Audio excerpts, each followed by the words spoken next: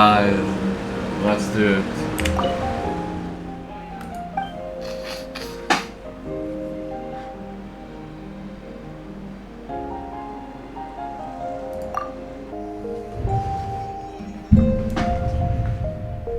Oh, you're finally awake! Honestly, my mom was gone for like 2 seconds and then she comes back and finds you both unconscious? Oh, you scared Paimon half to death. You're both okay, right? What does it look like?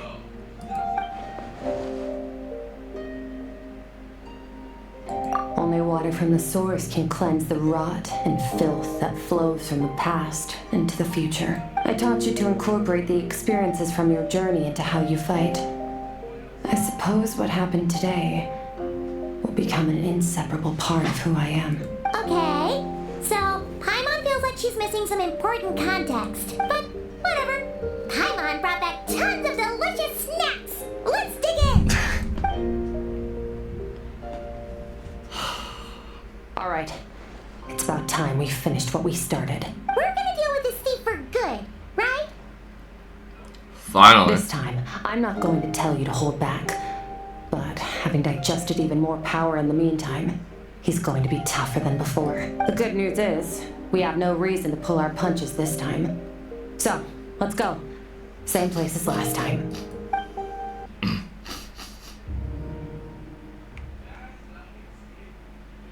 The fog is gone. Oh boy.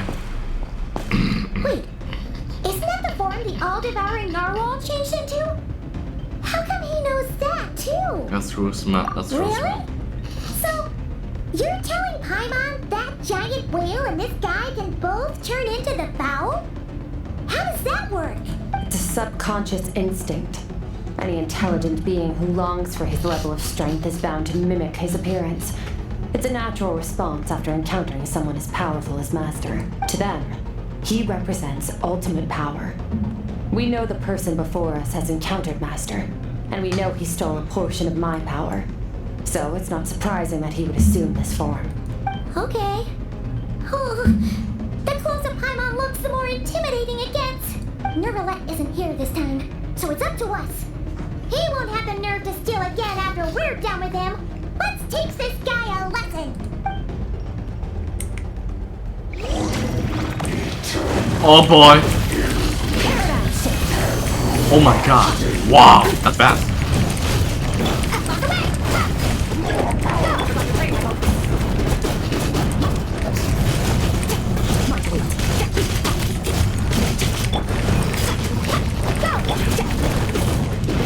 Wow.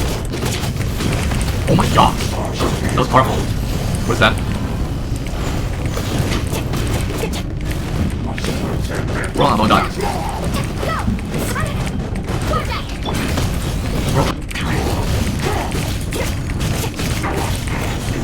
Beyond this world.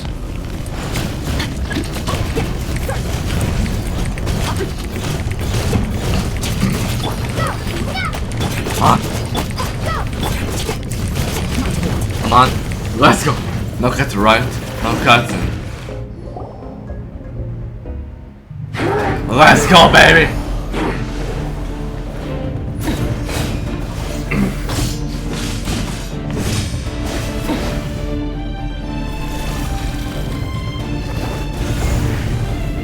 Boy. Haven't had enough of my power.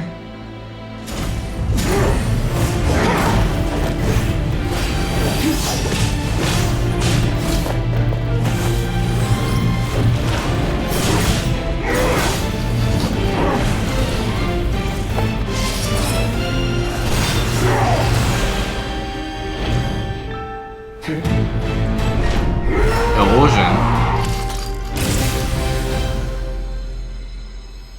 Well then, let's see how much more of this power you can handle. Yo.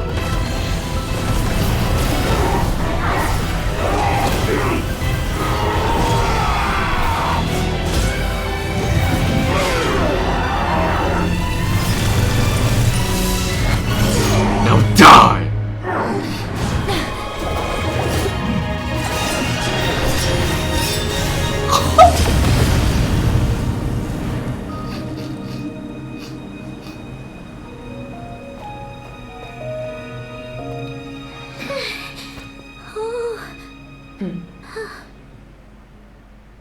Damn boy, that was sick. What? Who's that? Well, have you come to your senses? You saw that my body was at its limit. So, you deliberately channeled your power into me, knowing that it would destroy my shell from within. Such power, such keen battle instincts. So you must be. Skirk, Sir Logi's disciple. How long has it been? How long has he been away from Tevat? Hundreds of years. Hundreds. Sorry. It's a lot to take in. I should introduce myself. I am Skofnunga, a friend of your master and one of his followers. This is the first time I've heard your name, Skirk. But hundreds of years ago, I knew you existed. And I knew you would come here. Hundreds of years ago? Sounds like you and Master have quite the history. Care to tell us about it? Of course. Might as well take advantage of a clear head while I can. The story starts a long, long time ago. I was born into a noble family in Conria. As the eldest son, I was set to inherit our title. But I contracted an incurable illness as a child, and everyone gave up on me. I trained the sword harder than anyone else, defeated all of my peers. But it was all in vain. When other people looked at me, all I saw in their eyes was pity or a strange glee in my misfortune. Even my parents were just waiting for me to die. Over time, my heart hardened, and I became aimless. That was the point where I met your master, Sir Logi. We were similar in age, but different in background. He was born in prison, the son of criminals who had been sentenced to death. He spent his childhood wandering the streets, facing more criticism than the literary works in the Universitas Magistrorum. Yet, he always wore a smile on his face, as if kindness and malice were one and the same, and he could not see the difference. I still remember what he said to me when we first met. You need to fight to survive. Even if it's a losing battle, it should light a fire under you. How can you sit back like this and go down without a fight? That does sound like something he would say. He was the first to acknowledge that I was worth something, and he inspired me to keep going. When we sparred together, it was the first time I'd actually felt the thrill of combat. When I was 10, he stole forbidden research materials and managed to cure my illness. It was like there was nothing in this world he couldn't accomplish. When it came to the human form, he was always intent on pushing the boundaries of possibility. But somewhere along the way, I fell behind. My talents were nothing compared to his, and at some point, I realized he had pulled so far ahead, I was too embarrassed to even ask him to spar. After his grand endeavor was successful, he sought me out and said to me, "This planet no longer holds anything of interest to me, so I'm leaving. But first, I have an offer. I can use a power I have just refined to break the curse of immortality for you. Your death was once what we worked so hard to prevent. But the immortality you now face is a different kind of pain altogether." I'll pass. Immortality doesn't sound so bad to me.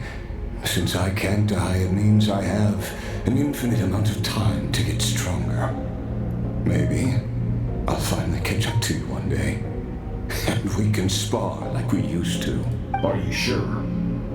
I cannot say when I will return. Your body, or rather, your soul, might not be able to withstand this curse. All I can do is try. After all, a wise man once told me, people need to fight for their own survival. Wise indeed. And nevertheless, if you grow weary of the pain of immortality and wish to experience a good sparring match before you wither away, seek out my disciple. Disciple? Never thought I'd hear that word coming from you. Nor I. But Vedifenir said I was destined to find a disciple out there in the universe and bring her to Tibet. You know as well as I, Vedifenir's prophecies are never wrong. Well, now I'm curious about who this disciple of yours will be. All Vedifenir said was that one day the stars shall bow in her honor. Sounds pretty impressive. Of course, only the most outstanding people would have the right to become my disciple. Still self-assured as ever, I see. But you're not wrong. I'll be leaving then. Oh, and if you were serious about getting stronger, I left you a little gift in the primordial sea. As I've said before, walk whatever path you want.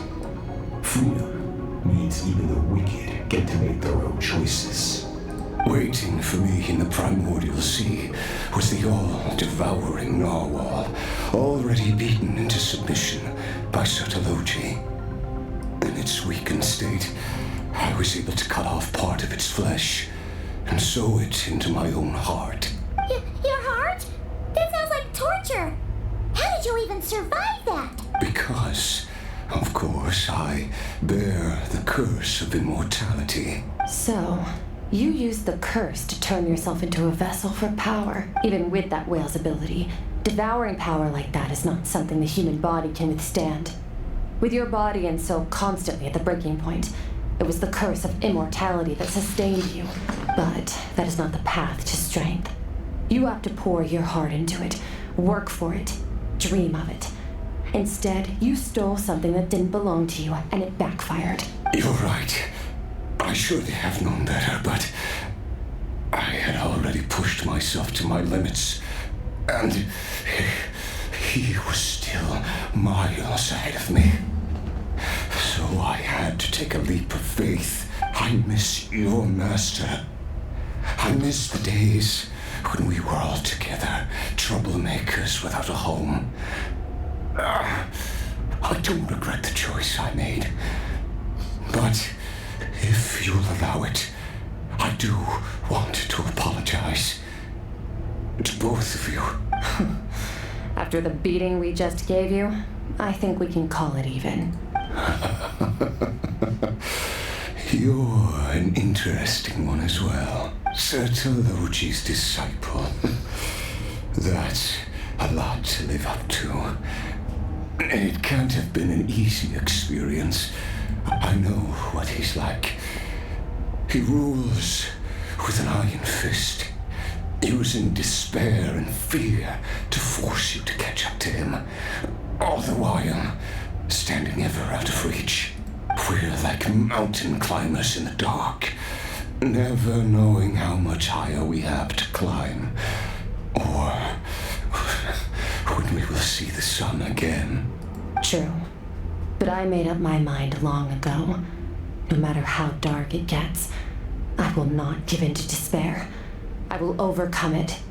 Besides, after hearing your story, I suspect what Master really wants is not a battle that demands his full strength, but rather a defeat without regrets. Oh? Since you're his friend, you must have some things in common. The first time we came here, when you stabbed me through the fog and stole my power, I felt no emotion coming from that spike. But when you had to devote all your strength fighting me just now. I could feel joy and passion emanating from your blade. It was the joy of a researcher discovering the truth of the world, the joy of an artist uncovering a temple of wonders. Interesting. I'm certain I didn't express those emotions outright. Yet you were able to read them from my blade, like a glimpse into my inner world. You're right. That battle brought me an unbridled sense of joy, and my defeat brings me no regret whatsoever. Exactly. I think Master also craves a battle like that. One where his opponent forces him to use all his strength, unlock the extent of his potential, and transcend his own limits. A battle to end all battles. After which, all can come to an end, including, perhaps, his life. For that very reason, good and evil are meaningless to him. He has one purpose, one goal: to complete himself. It's one of the secrets to his strength. Perhaps you're right. Perhaps that is his goal. What a battle that would be. Oh, to witness such a... Are you okay? Too many different kinds of power are surging through my body. The curse of immortality allows it all to coexist, but it does not remove the pain. I won't be able to hold on to my sanity for much longer. What a shame. I would have loved to witness that battle. Sotologi once offered to free me from this curse. Now, I must ask that of you, Skirk. Can you release me from the pain? I can. I can, but not through death, if that's what you were hoping for. It's not a suitable punishment for your crime. As an alternative, I can take your consciousness, along with all the power you've consumed, and smash it to pieces. The impurities will dissipate, and under the curse of immortality, your mind and body will regenerate. When that process is complete, you will be back to who you were before, no longer tortured by powers you can't control, but it will be a time-consuming and painful process. The decision is yours to make. I accept. And who knows? Perhaps I'll wake up in time to witness your great battle with Sotologi. I have faith that you'll be able to stand against him one day. Though I know it'll be a long and arduous road if we are climbers in the dark. It appears the dawn has finally broken for me. But your ascent continues. At least, it looks like you are not alone on your journey. I will reach the top of this mountain, no matter what it takes. And you, Skofninger, will be my witness at the end of all things. It's finally over. Let's get out of here. Huh. At least we don't have to make a mad dash for the exit like last time.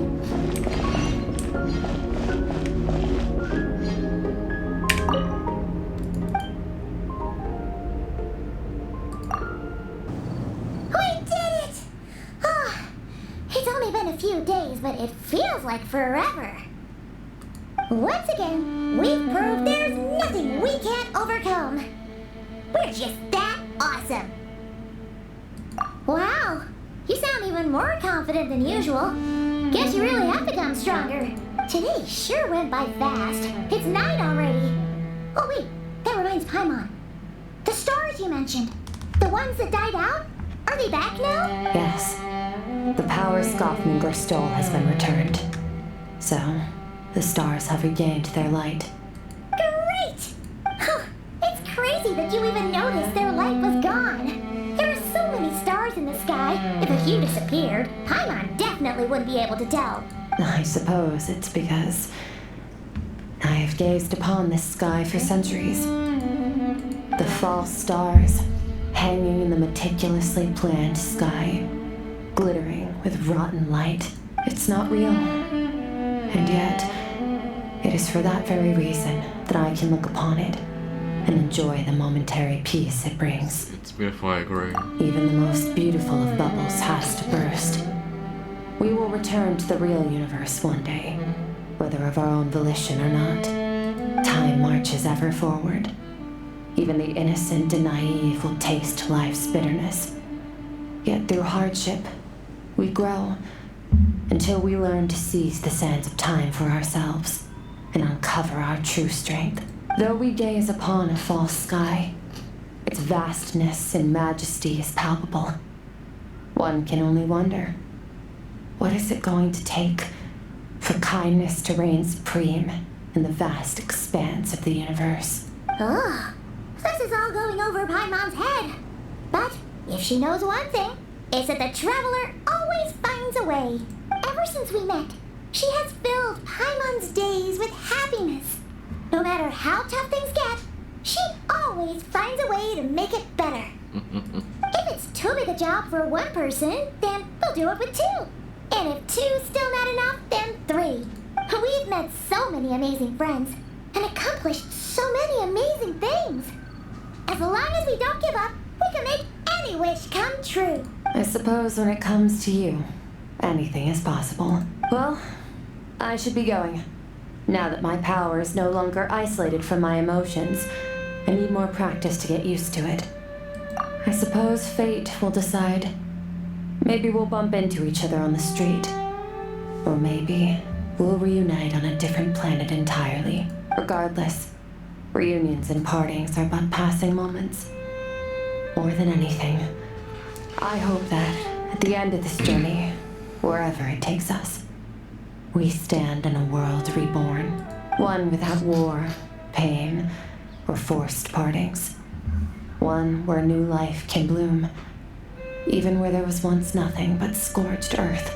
For this, we must all work to become stronger. If that's what you want to call me, I won't object. Goodbye. Bye!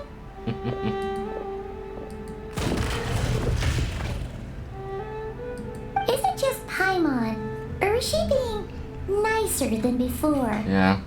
We definitely count as friends after all that, don't you think? Hey, what do you think about camping here tonight? There's nothing quite like sleeping under the stars. Come tomorrow, we can continue our journey. Oh, and since Paimon treated you to that super nice meal at Wamin Restaurant, it's about time you returned the favor.